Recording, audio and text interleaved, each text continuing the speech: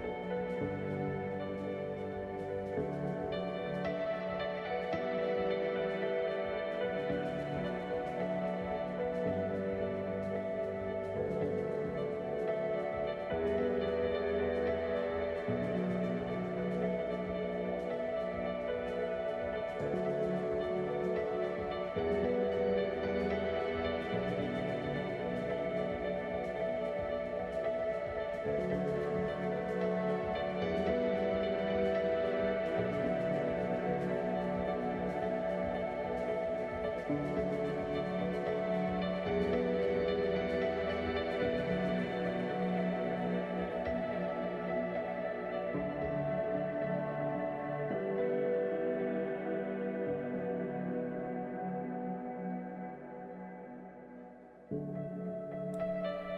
crap. Oof. 13 minutes. Oof. No, sir. We're not doing that today.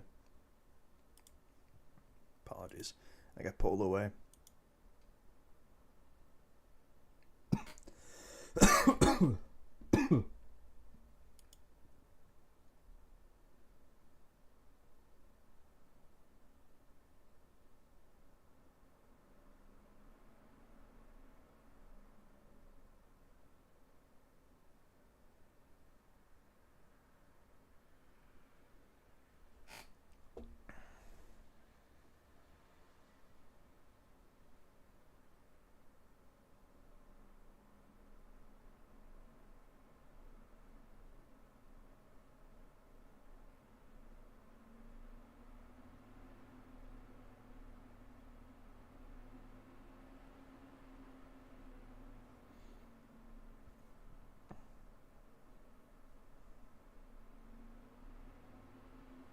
Loading, loading, loading.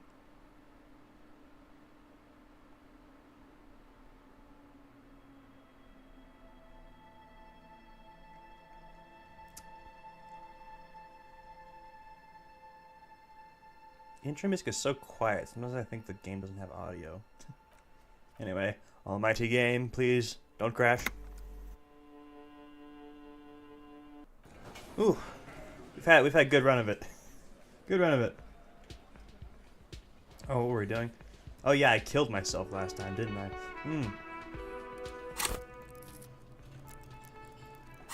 Yeah. Hold on.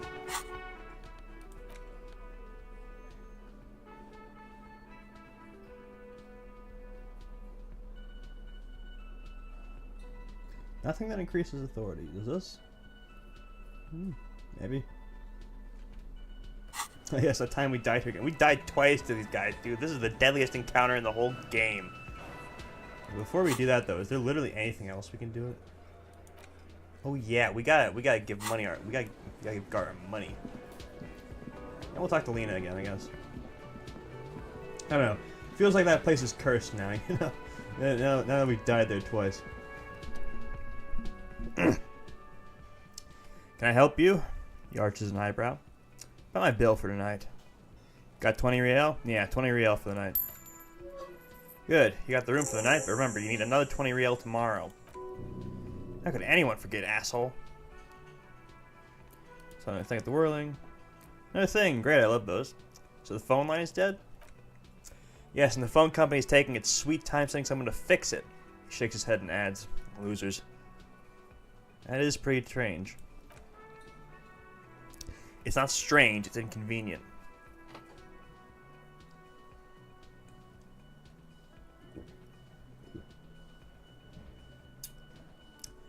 Is it true that there was foul play? He wrinkles his nose. Who told you that? I would never disclose my sources. That would be dishonorable. Fine, yeah, it looked like someone had messed with the wiring. It was shortly after the hanging, but I don't know if it's at all related. Plenty of assholes around here who aren't murderers. If you do find out who cut the line, though, let me know so I can forward them the repair bill.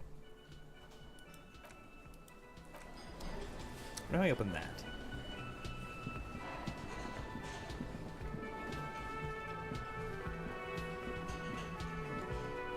Get out of the way, Kim. Oh, wait, hold on. Not there.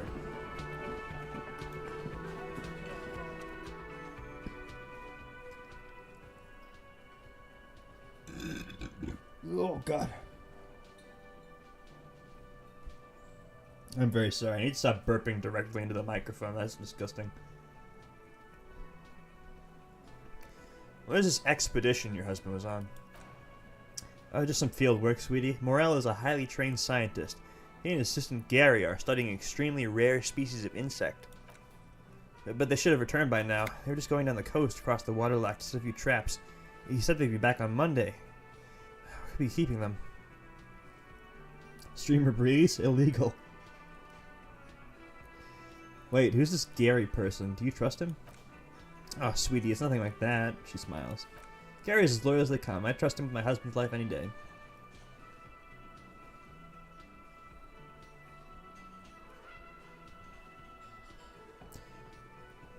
You mentioned traps. Could there be some problem with them? I doubt it, sweetie. The traps aren't big enough for humans to get caught in them. If the insect. Anyway, she looks around. Do it. Find him. This will surely lead to a mystery with that extremely rare insect. Sounds like police business, and I'll help you find your husband. You sure we have time to go chasing after bug hunters just now? The lieutenant tilts his head toward the vigilantes in the cafeteria. I did suggest we play it cool, but...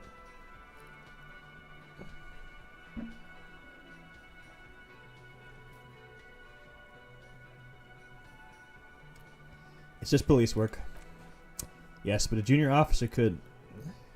He takes off his glasses and thinks, then puts them back on without wiping. Fine, our victim's already been dead more than a week. One more diversion won't change anything. Oh, thank you, officers, truly. I'll be right here if you come across any sign of Morel. Is your husband some kind of scientist? Oh, yes, she said with a pinch of pride. A zoologist. A cryptozoologist, to be more precise. What is cryptozoology? It's a pseudoscience that attempts to legitimize research into mythological beasts and urban legends. The lieutenant sounds unimpressed. That's one opinion, yes, and people are entitled to their opinions. She's used to playing stuff. She's used to... Try that again. She's used to playing off such insults casually, but they still affect her. My apologies, ma'am. I did not mean to undermine your hobby. It's not a hobby, dear. It's a subfield of zoology, one specializing in animal species that are so exceedingly rare that many assume them to be extinct or even fictitious. Searching for such species, called cryptids, is difficult and often thankless, and frankly, many scientists are too lazy to do it. Universities these days are rarely invested in supporting real research. The quality of research at Revacholian universities has been on the decline, but you doubt there was ever a time when cryptozoology was embraced by the academic elite. She's completely internalized her husband's struggles. They are her own. Ooh. Yeah, we'll do this in a sec. We might get modifiers for this. Tell me more about Morel. Looks, character, your relationship.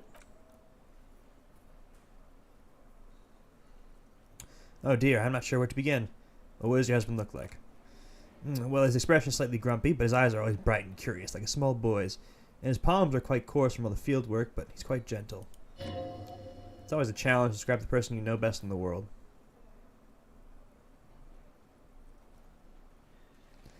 Let's try again. If I were trying to meet him on the street, what would I look for? Oh, well, he's a bit shorter than you, but with a large frame. And he has longish white hair, usually a bit uncombed. You might say wild, even. Lieutenant pulls out his notebook and begins jotting down the woman's description. Dude, the peak of my voice acting for this is the honor cop conversation. That one, I killed that one so hard. I didn't corpse all the way until the end when I read "Stick your thumb in your ass." That was great. I'd clip that, but I keep getting copyright struck for the music. One other thing, he'll likely have all kinds of field gear on him, even if he's not out in the reeds, just in case. How long have you been married? We'll be celebrating our 16th anniversary this autumn. Her smile is soft. Not the most numerically satisfying anniversary, but I like to list obvious milestones even more somehow. How'd you meet? Via a dating agency, I'm ashamed to say. I was looking to get back into the scene after recovering from my accident and just divorced. We hit it off, and, well, here we are. She's skipping over some important parts. Perhaps she'll find out more later. I think I have all the information I need. Let's move on. Tell me more about this rare insect your husband's looking for. Oh, sweetie, it's fascinating. She catches herself, but I shouldn't bore you with entomological minutiae. Lieutenant gives you a sideways glance. No, I want to hear about the insect. Well, it's a phasmid, technically, but... Ah, yes, Phasmatodea. Phasmatodea. A diverse group of insects whose bodies resemble twigs, leaves, that sort of thing. Ghost insects, colloquially. Oh yeah, here comes the interesting. Where other phasmids imitate sticks or leaves, this one's a living reed. It disguises itself among the reeds here on the Insulindian coast. Hence its name, the Insulindian phasmid. Perhaps you'll end up co-discovering the phasmid with us, officers. She looks you in the eye and nods thoughtfully. There's a touch of awe in the way she enunciated the creature's name. I knew it. We're gonna be chasing made-up insects with cryptozoologists. It's not made up, officer, I can assure you. There's a hint of defensiveness to her retort, but also confidence. She seems to sit up a little straighter in a chair. It's simply elusive.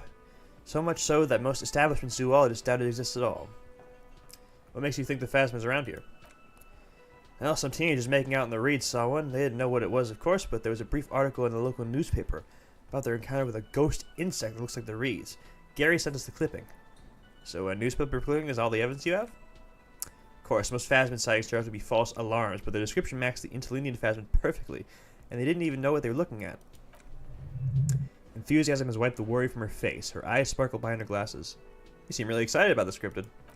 I suppose I have something of personal connection to the interlinear phasmid.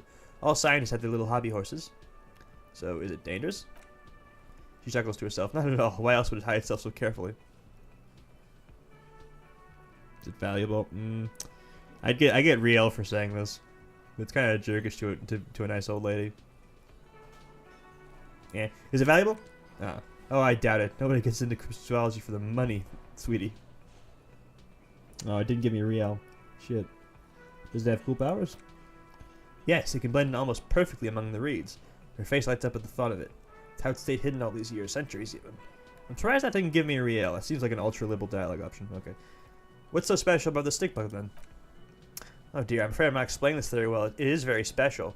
The woman's face flushed with embarrassment. Morel can explain it all much better. I wish you could hear him describe it. Then you'd understand, I'm sure. Alright. Costume change. Get stick bug, lol, okay. I had another suggestion, didn't I? No, that's -1 suggestion. Alright, new drip. That's a good one, okay.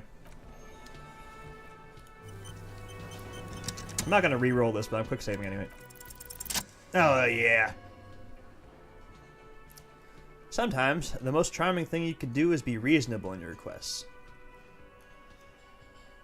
Could you tell me about one, just one more interesting cryptid? The interlinear phasma was great. I suppose you could use a break, and I could use a distraction. Lieutenant throws you one of his looks. One cryptid, like you said, one. This can turn into some kind of cryptid extravaganza. We have things to do. Okay, Cam, just one little cryptid, promise. He nods and assumes a waiting posture. Cryptids, cryptids, let's hear about all the interesting cryptids. Ooh, tough choice there. Oh, shit. I have to pick one. Oh, God. I'd hold a poll, but we don't have enough people in chat. We'll do most dangerous. What's the most dangerous cryptid? The Gnome of Jeroma. She pauses for effect. The Gnome of Jeroma? That sounds terrifying. Oh yes, none of its victims survived. Grieving relatives never even found their bodies because the gnome's venom dissolved organic tissue. What does the cryptid look like? It was reportedly a small creature with webbed fingers and a protruding forehead, an ungainly little thing. Quite scary to look at. A couple of campers found it when it was already dying. They heard an odd wailing in the woods and followed the sound. They were scared and wrapped it in tarpaulin to suffocate it. She looks at you, her voice grave suddenly. It still took the Gnome of Jeroma an entire day to die. The body of the creature was found. Lieutenant can't help himself. Why aren't there detailed illustrations of it in science textbooks, confirming the existence of this very lethal species? Alas, the first scientist who got his hands on the creature's corpse put it in a jar of formaldehyde, thinking this would detoxify the gnome's venom. Instead, all the venom leaked out of the creature's teeth into the surrounding liquid, dissolving the creature itself. A poetic end, perhaps, but a real loss for science, she said mostly to herself. We're doing more. Yeah, nope. Fine. Okay, we can ask her later. So whenever I send him away to process the body, we'll talk to her later.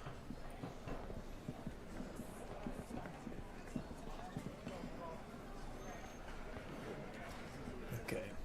Quick save. Put on my better jacket. This jacket is ugly. The Gnome of Jerome is an actual thing. Well, yeah. I think the phasmid is actually based off of cryptid too. Like it's not a real thing like the Gnome of Jeroma is, but yeah.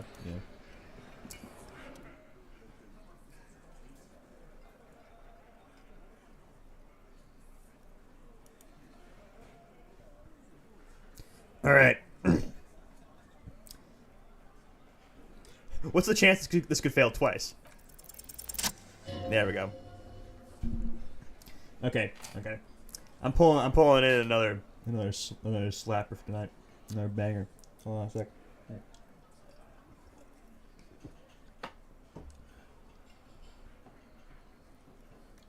Many experts think it might be the fetus of a local animal. Oh god. That's horrible. Find a dead cow baby and you're like, ooh, Gnome of Jeroma.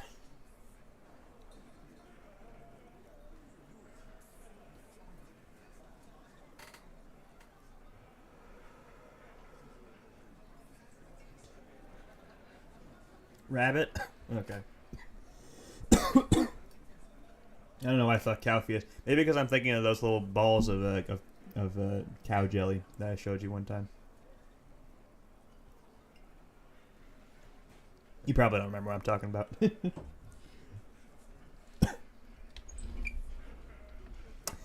As you look around this room full of sweaty men swearing, drinking, spitting out tobacco, does it look familiar? Oh, you do? The cow ball. Yeah! That was cute. But also gross.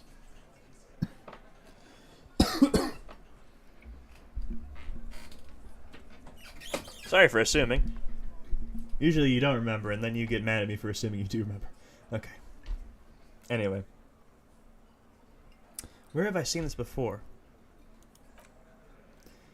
You believe this place was called Precinct 41. It also was filled with almost exclusively men sitting on desks talking shit and wasting time. I get it, Titus. You guys really are the authority around here. Huh? You must be. You're just like real cops. Drinking beer and sitting around with your dicks in your hand. The rare I remember moment. He leans in. You got a problem with beer now? Not quite there yet. Push on.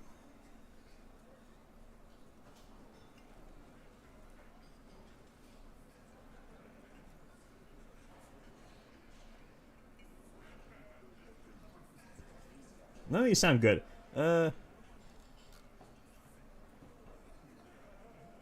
No, I'm drunk on the job too. I don't give a shit. Just like you guys. Just figure yourself, buddy. He puts the beer down. I've been giving shit for 10 years. Martinez was a dump before we put this outfit together. I don't know, man. They weren't here. He turns to you. We had 3 shootings a week. Kids dead, fucking graffito everywhere. Cops haven't shown up since the 30s.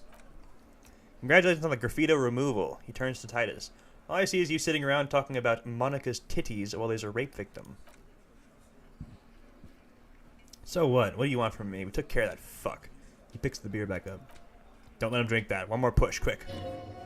Just don't antagonize him. You have this already. It's not about who did it. It's about the victim. She needs help.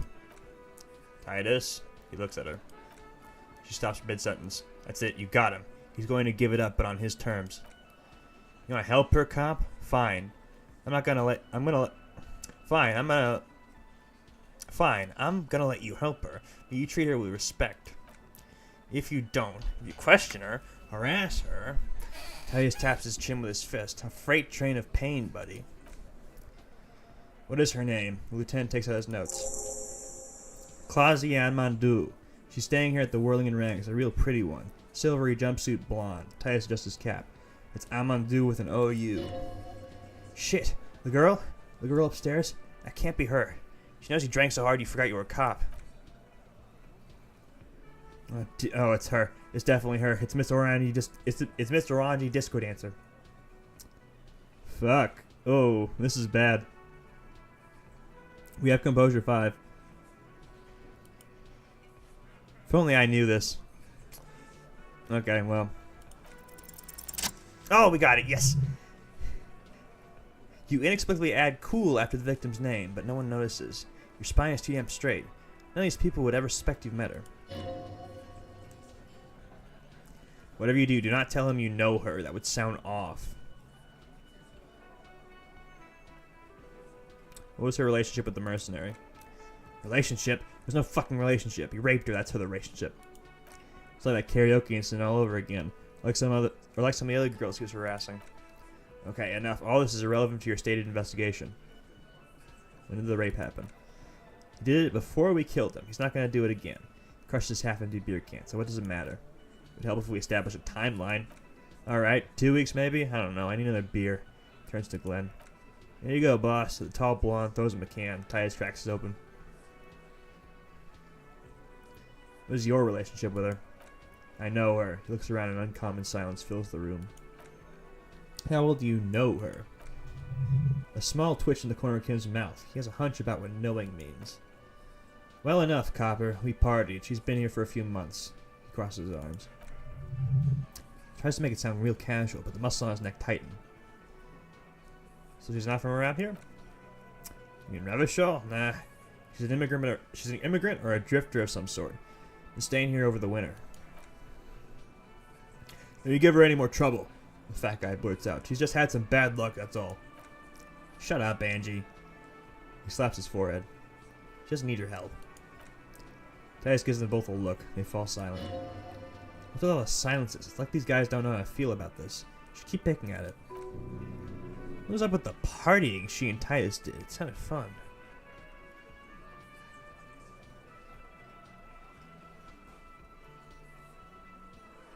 You said you partied. What did you mean? What do you think I meant? Sex, drugs, and karaoke? Yes, yes, and no. Looks you straight in the eye. Got something to say about it? Another question. Remember what I said? Afraid, pain of pain. Yeah, okay.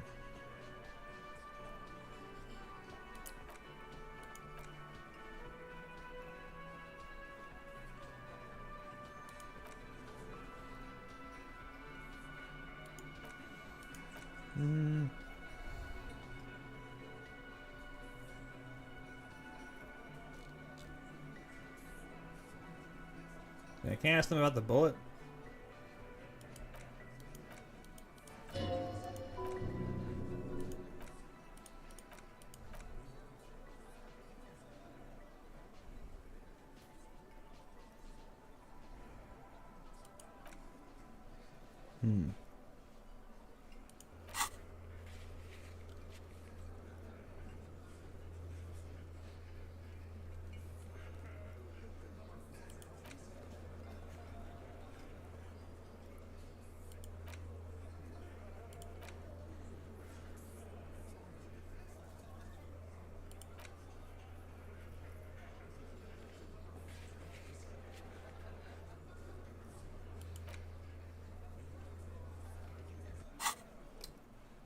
Alright, guess I can't.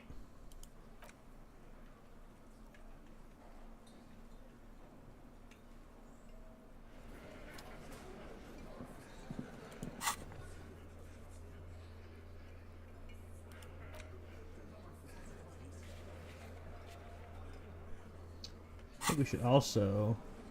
something else.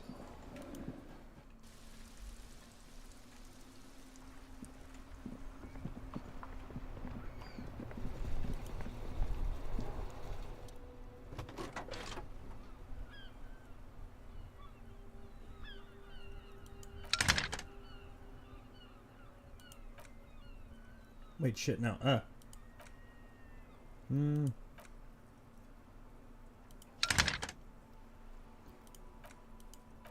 I'm supposed to report the... I think I already did that.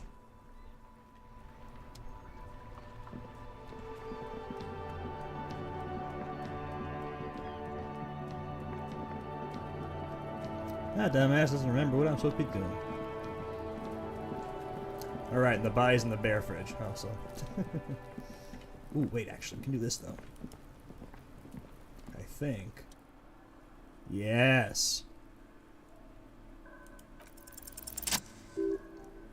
8 pairs of boots have shuffled back and forth in the mud. Where else have we seen a gang of men in work boots? That's right, the Hardy boys in the mess hall whirling in rags. I love visual calculus because every time you get a success on one of these checks, you get this cool detective vision shit like you're Batman. Go over them one by one. Standard work boot, steel reinforced toes, no number 46, just like Titus was wearing in his booth. This is the big dick, Titus Hardy, the one with the ball cap on his head. Interesting. Is it? They didn't even bother to change boots. Putting them on the scene is easy, maybe even too easy. 2. Standard work boot, steel reinforced toes, number 44. Either the blonde muscular guy Glenn or the young guy with the plectrum around his neck. 3. Hobnailed work boot, steel reinforced toes, number 43. The inked banger, perhaps? 4. Standard work boot, number 45 or 46. Theo, the old smoker. I think you even see a tiny fleck of a cigarette ash inside the print. What else? Another standard work boot, reinforced toes, number 44. Same as before, either the musician Eugene or the muscle-bound blonde Glenn. That's not how you spell blonde, by the way. 6. Light as air. Same make of boot, but number 41. Small like a rat, skanky. Shanky. Keep calling him Skanky. Should've got this earlier. Better late than never, detective. The whole world is dark and the track's burning it with strange beauty. Count the rest. 7. The glowing outline of a standard work boot, number 46. The imprints are twice as deep as the others. The weight exceeds 200 kilograms. Fat Angus carrying something? And the last one. 8. Another standard work boot, number 44. There's an aberration in the pattern of the sole. The right sole is smoother, more worn. Curious. Missing 8th Hardy Boy. 7 sets of tracks, right? The lieutenant has been tracking your eyes' movements. The Hardy Boys are here. 8, actually. That's so interesting. One of them seems to be missing. Anything else out of the ordinary? A leader like Titus doesn't let one of his guys out of his sight easily, especially at a time like this.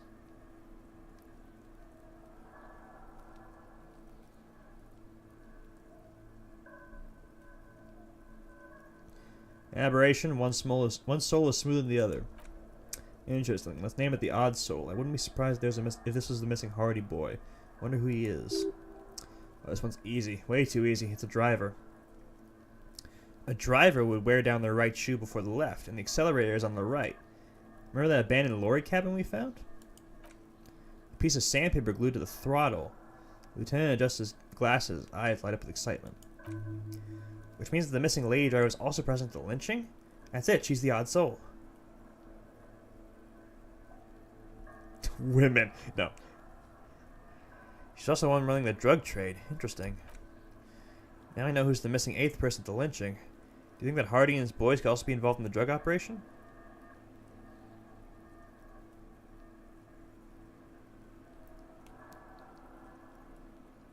Maybe the entire union is involved. Maybe even all of Martinez. Women derogatory. That's funny. No, it isn't.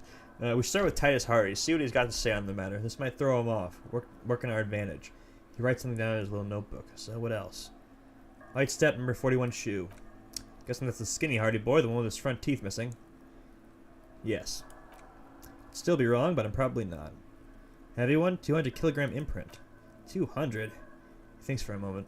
This could be the combined weight of 2 people, one carrying the others tied up. Let's say a heavily built worker carrying a similarly built armored man. Maybe it was a fat Hardy Boy, the one sitting in the middle. He might be right. 200 kilograms of living weight is unlikely. You're right, the fat guy from the booth was carrying the victim. Probably yes. This was all fit with the victim being dead from a previous gunshot wound. They had to carry him because he could no longer walk. Makes a note in his blue binder. Is there anything else that's noteworthy here? How old do you think these tracks are? A week, maybe? 7 days would fit with the time frame provided to us by the caller who reported the hanging. Not impossible. How do you know? Pulled last week's forecast for coastal Revachol. 7 days below freezing. Day before, the day of his hanging, was the last warm day. Correct. Again, sub-zero temperatures would preserve the tracks in a good state. The commotion here could have taken place a week ago. What do you think happened here? What do I think? A mob of people brought something heavy to the tree. One of them was carrying the victim. They shuffled around, especially under the tree. After hoisting him up, they stood in a semicircle facing his direction. At first glance, it appears to be a lynching. Indeed, they all stood in a row here and looked at the tree. But we know the victim had a bullet in his head. More precise way to put it is, it was made to look like a lynching. We've been purposely misled. By these tracks, yes. We've been through all of it. Alright, well, we're poking a lot of holes in their testimony now. See, I told you. It's never the first person who just comes out and confesses. That's too easy. They're just doing it to redirect blames because they know we can't arrest them.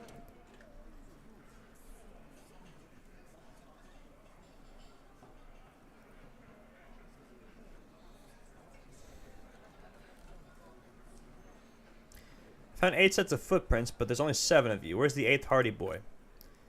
What are you talking about, madman? There's no 8th Hardy Boy. There's 7 of us, and we're all here. He sizes you up. What? What did you just post? You just posted nothing. This is it's a blank comment. That's weird.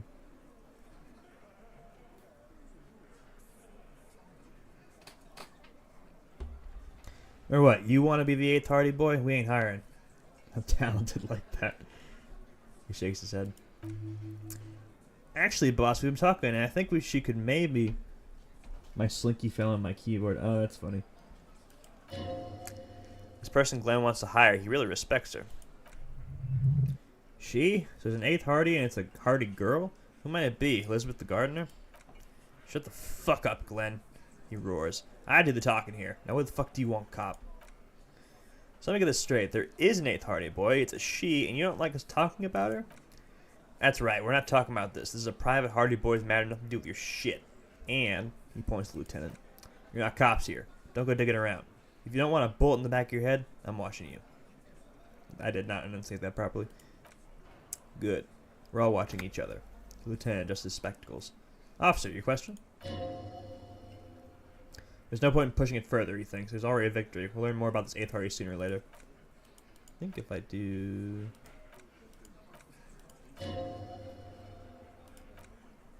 Yes. Who do you fucking think does? He sounds more amused than angry. It's the 8th Hardy Boy, the one who's missing. The big dick. A moan of silence. The long-haired one breaks it. Titus, no one was thinking... No. He shakes his head. Fuck no. The big dick is right here, asshole. You're looking at it. Grab his crotch right fucking here. Alright, man. You didn't have to make it weird. Disregard the outburst, officer. She gives Titus a condescending glance. None of the boys have any more comments on their power relations. That night they act as one, that's all. Yeah, that was the one I wanted.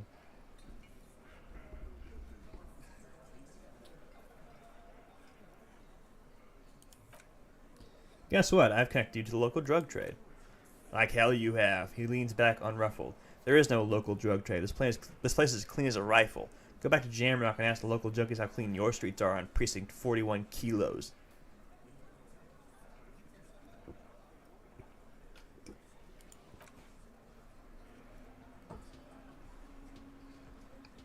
We'll do that. In the meantime, he points out, did you know there's an abandoned lorry at the intersection that was used to move raw ingredients for drugs from Terminal B to Jamrock? The person driving it was present at the hanging. It was one of you. You connected the footprints. He taps on his notebook, then turns to you. Detective, do you want to deliver a coup de grace? No, thunder is his. Leave it to the lieutenant. No, do the honor. You own it. You've earned it. Thank you. He turns to face the man. You're right, Titus. There is no local drug trade because it's all controlled by you. You're the drug trade. That's a mighty interesting theory. He rubs his jaw, smiling. I guess it's what you would need to do, theoretically. A big, strong state-run monopoly would outcompete the runs on the street. Yeah, man. Theoretically, that's what you would do. Get rid of the gangs, the dealers, even some of the junkies. You need good, trustworthy people to take their place, of course. Hardy men run such a monopoly, he grins. For the good of the community, of course. Yeah, of course. Your people are uncorruptible, right?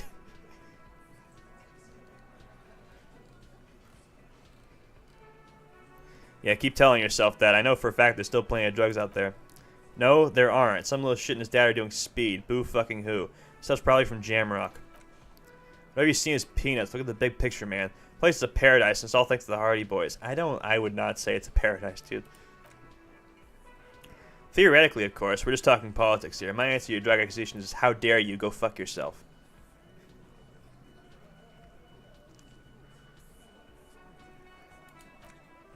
Not quite yet, Mr. Hardy. There were 8 sets of prints at the crime scene, and there are only 7 Hardy boys here. The 8th Hardy, the one who's missing, she runs the thing, right? My answer is fuck off. He takes a step closer. Mind your own business. There is no 8th Hardy. I run the goddamn scene. Finally, you got something out of him. This could prove useful in the future. And here we go, back to the usual. The woman sighs.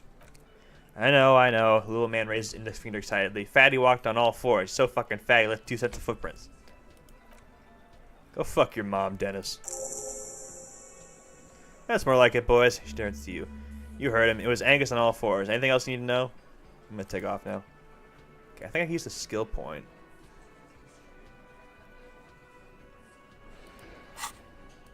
Yeah, that's how you do it. Overprotective honor grant. Oh god. That tanks your drama. Holy shit. I'm gonna have negative drama, bro. What the fuck? I didn't even think of that. Hang on.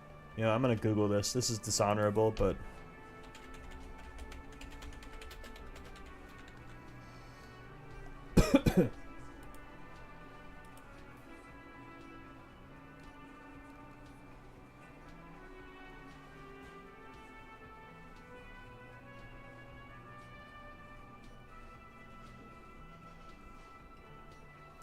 You get 25 honor points and your authority cap is raised to 5.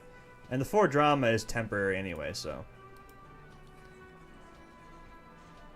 Yeah, we'll do it.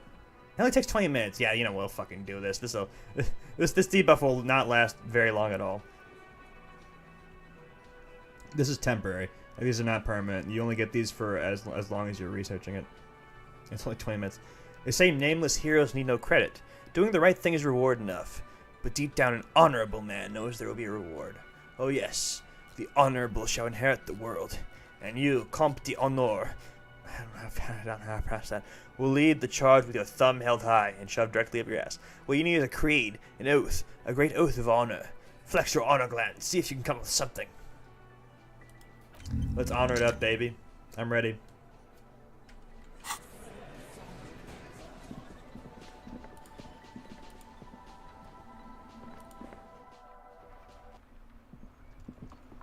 Alright, let's spend some time reading the ledger.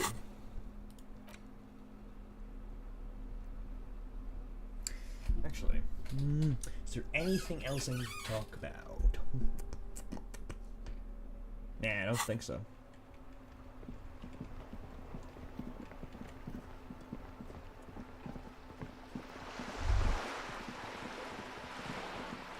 I'll walk around the closest a bit. I'll go further south, I think. I haven't done that enough. Well, actually, I shouldn't be having any conversation in case I get a fucking drama check, should I? No, I'm stupid. Alright. Ledger time.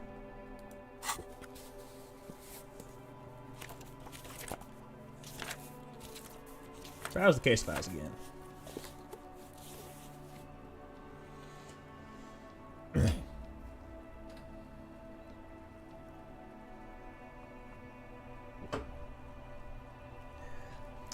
Arson, petty theft, spousal abuse, handwritten logs on dozen investigations date back to January 51st.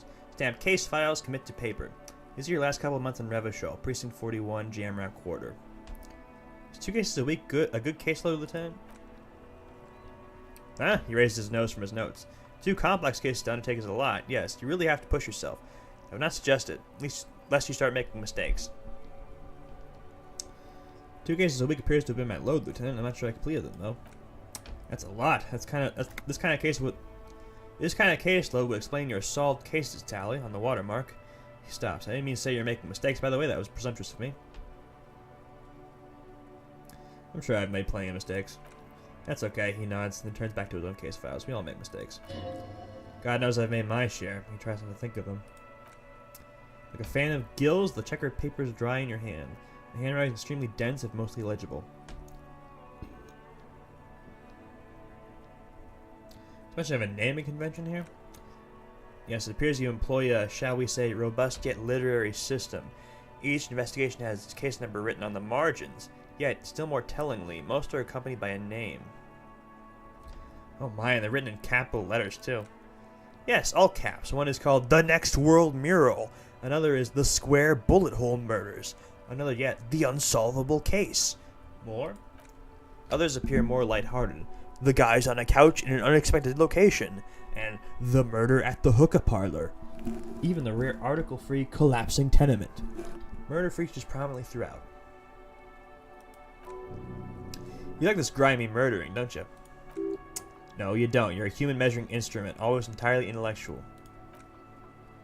It's going to take an effort to piece these case files together, but it can be done later once you're done inspecting them up close.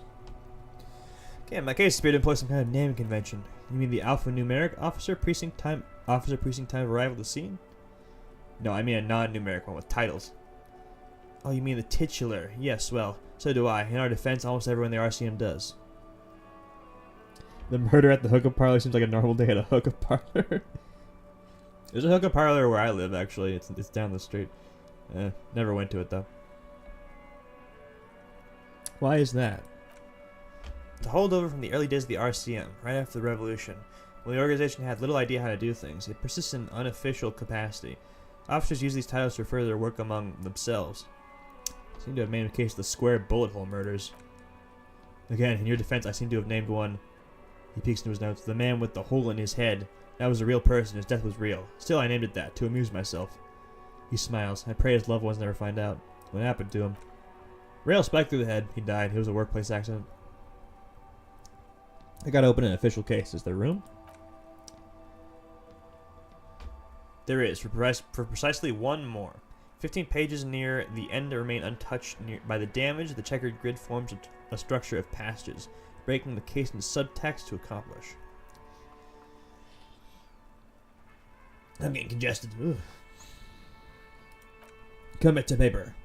The task you completed flew out of the pen in a brash freehand similar to the rest of the letters.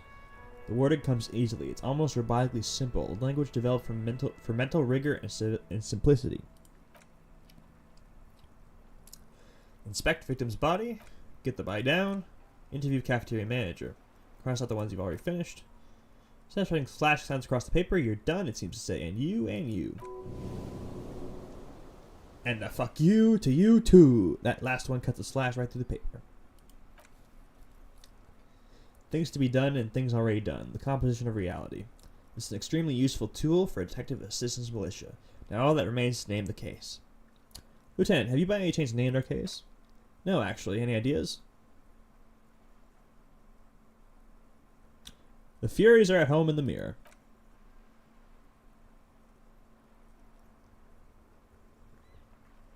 Aw, he doesn't like it. Furies, yes, well, it obviously doesn't like it. I don't know, I have to be honest. I'm not experiencing the internal strife that refers to, and also, maybe less poetic somehow. Just a normal case name, you know? Think what that would be. A good normal name? The Hanged Man. Great, that's great. That's actually what I was thinking too. The Hanged Man. Good, strong name. We have a very good name for the case now. Fine. That's a great name, though. He flicks the pages of the notebook. I'm going to start calling it the Hanged Man. It's good we sorted this out. You're boring.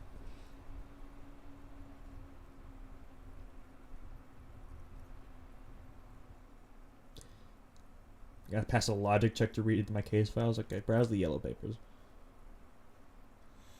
In the back you see thin, translucent copier paper. Some neon yellow, some bright red, all covered in boxes like marching armies. These look like official forms waiting to be filled out. Then rip them from the binder and hand them out according to type of form. What types of forms are there? 3. The topmost are misconduct fines. The middle ones are station calls, and the bottommost are field autopsy forms. Imagine you need to prove you're logical enough to understand your own case. Idiot check. Are you an idiot? Misconduct fine. A monetary penalization ranging from 20 to 250 riel. Severe cases allow for 1,000 riel, but that requires special paperwork. The details of issuing these fines are spread out over the rest of the fields. Station call. These are quite sinister in tone. They give a date and time for the person to appear at specified precinct police station. Below the caller, the criminal charge risk by not appearing. All in a print so small it could be considered downright cute. Field autopsy. A dozen pages of thin copy paper, bright red in color. You see the parameters of a deceased human form waiting to be filled in. Age, sex, conditions of internal organs.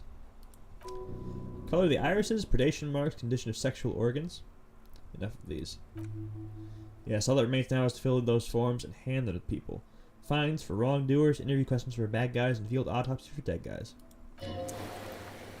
What delicious power hid within this pathetic mess. You feel better.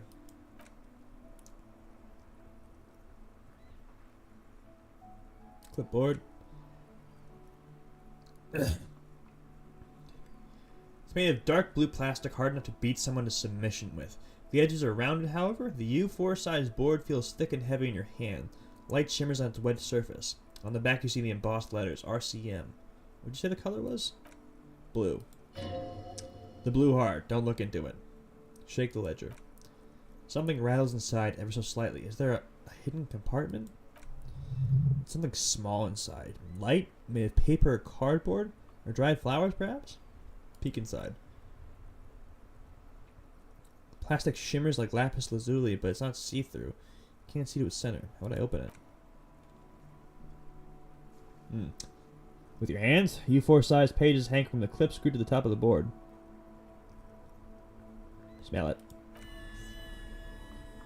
The acidic stench of rotting food is rubbed off on the cellulose. It now forms the base of the experience. This base surrounded by a faint air of spoiled meat, the stuff of death itself, and sprinkled liberally with the citrus zest of a toilet cleaner. You know, like the bits they put into public piss bowls, probably called Fermi, discrete, or axle or something. At some point in its journey, the ledger has seen the inside of a public toilet. Which toilet would that be? Which? You're not sure. You smelled this one yet. Or worse, you have the nagging feeling you might have missed it.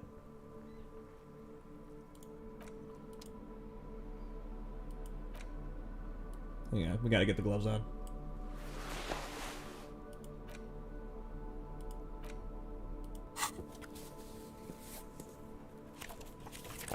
Can I read the case files now? Aye. It's possible, yes. Easy to know. You come up with a small archaeological system to reorder the remains of your past works. The moment all they do is fall apart in your hands. Some dates in the numeric titular system is all you have. Fine. Open the hidden compartment in the clipboard. Yes. Too dumb. Can't do smart.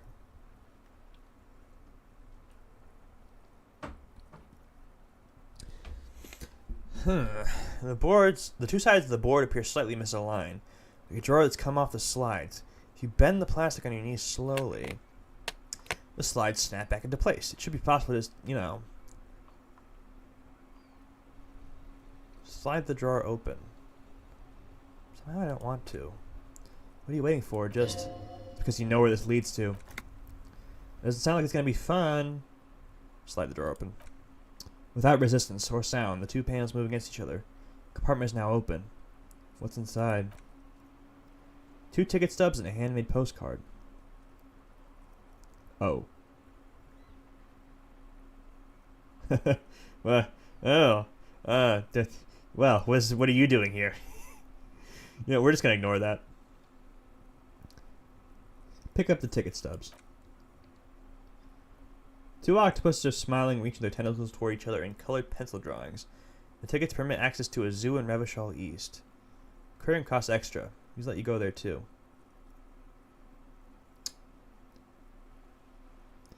Okay, I have to know what this does, because it says proceed, so I think I'm not going to be able to go back for this. Fucking kill yourself, you asshole. The words just crossed your mind somehow. Who are they for? Who do you think? You. Pick up the card. Thin wax paper has been glued to a piece of cardboard. Sounds like leaves rustling when you pick it up. You see violet flowers, floral patterns, patches of glue. Smell it first. It smells of chewing gum, apricot flavored. Exactly like the gum wrapper you found. The same brand of chewing gum. Open it. Familiar handwriting lines the inside of the card, looped round letters in a woman's hand. A young woman in her 20s. There's care, effort, and a smile, you think. That's not something you can read from someone's handwriting. Harry, it begins. You're already reading. I wanted to write you a letter so you can read it when you make up. Maybe it will make you happy. Throw it away, please. But it'll make me happy. A merciful wind blows in from the Bay of Revachol, dusting the ground at your feet and raising newspapers far away. You feel the card slipping into it. Let go. What was that? Frisson covers your entire body, a feeling of cold, a persistent chill. Hold on to it. Read the card. Your hands shake holding on to it. Every morning when I step out and you're asleep behind me, it says, I find a little piece of sadness in me. I carry it down my chest down Voyager Road. Every step I take it grows. By the time I reach the fuel station, it has filled me entirely. Step on the light rail and look back. Sparks fall from the bow collector. I know it will be like this until late afternoon when I get off the 42, and I walk back to you. Keep reading. You. Every step I take will get lighter. It almost makes me run. Sometimes I do. Can't believe I met you. Can't believe the happiness I feel with you. You have a vast, vast soul, and I will always, always, always come back to it. Kisses, kisses, kisses. You feel the air sucked out of your lungs and the blood sucked out of your head. Everything around you gets dark. Small white dots appear. You feel the ledger slip from your hand. No! No! Hold on! Hold on. To what? There's nothing. Detective, is everything alright? Fall sideways.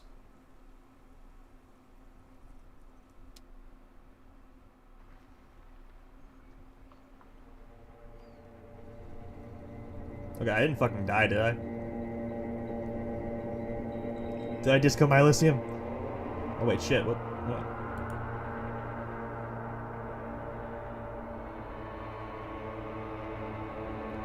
What the fuck? Did we just win? There's nothing. Again. Nothing. Nothing, sad brother. No treachery, just blackout. Well, almost nothing. There's the ground below you. It's still there. And the small light that's on, fluttering somewhere in the basal ganglia. Who's that? That's me, Blue Eyes. That's me. And who is that? Who was what?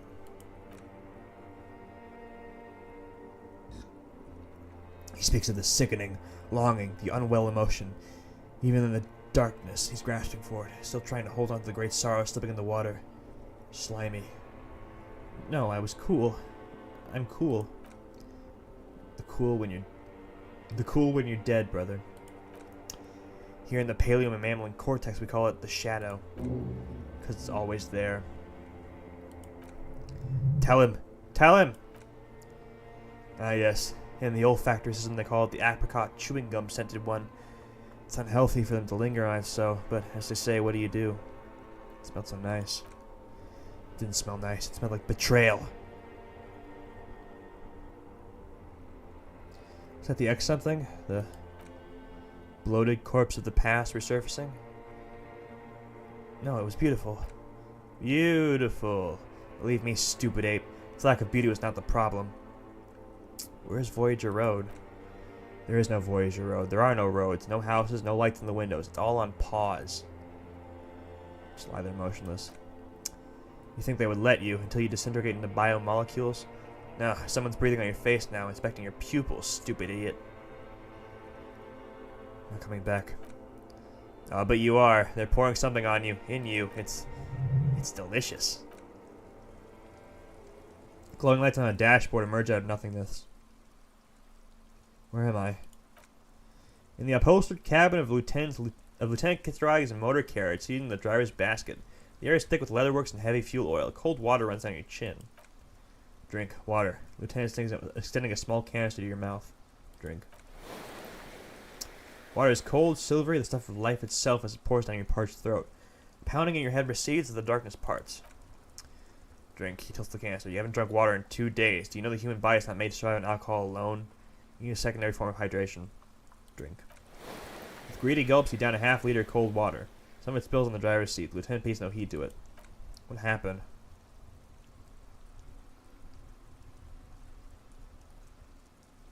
Should ask you the same. You're reading your paperwork, then you passed out. I carried you in my Kamina to take you on to a hospital, then you came to. How long was I out? 10 minutes, maybe. I was dehydrated. It won't happen again. Right. He hands the waterlogged remains of your ledger. You dropped this. Are you okay to proceed? Let's solve this case. Good. Ledger of failure and hatred. Fantastic. Oh, can we finish your thought?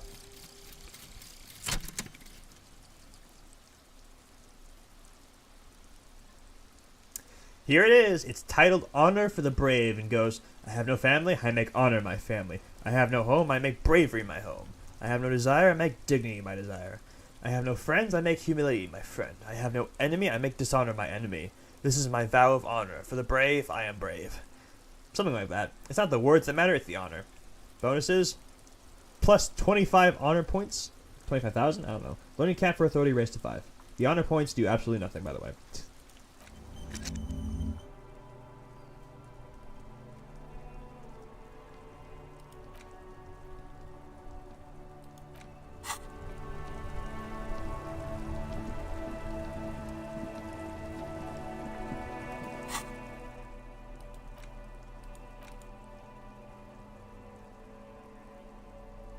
Wait, where's my ledger?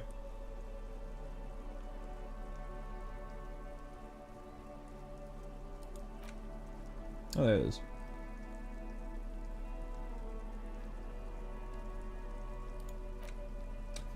Time check. We've only been an hour and 10 minutes. I mean, do you have to go?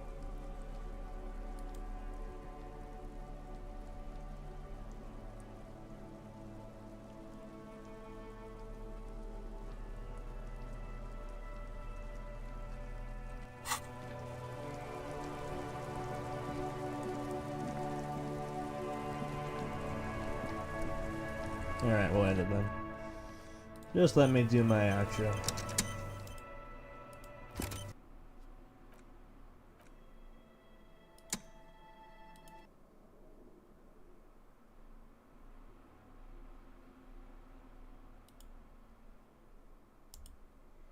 Alright, thank you for coming. Good night. God bless. Thank you. See ya.